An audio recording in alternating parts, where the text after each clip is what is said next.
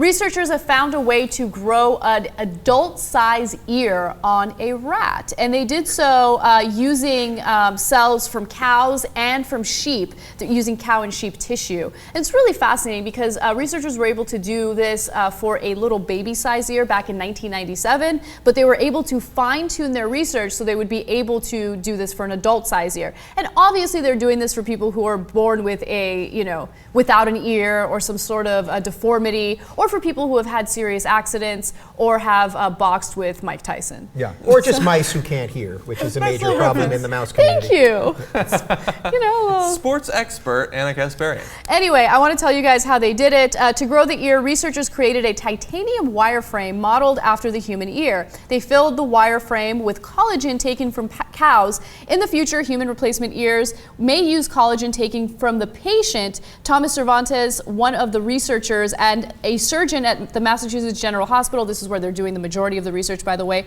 told BBC. The researchers then seeded their scaffold with cartilage cells taken from sheep.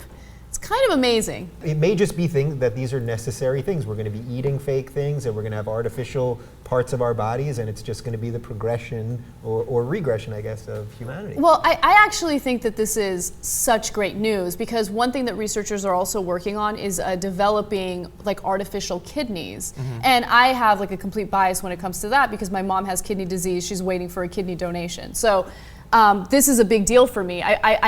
I feel like this type of research cannot come fast enough. I want them to be successful. Yeah. They're thinking that they can probably test this out, do clinical trials within 5 years. So we'll see what happens. But it's great research. And also it made me really analyze whether or not testing on animals is that bad. Because if you're testing cosmetics and perfumes and things like that on animals, then there's a case to be made that that's unnecessary. But when it comes to this type of scientific research, it's necessary. This is important. Yeah. So.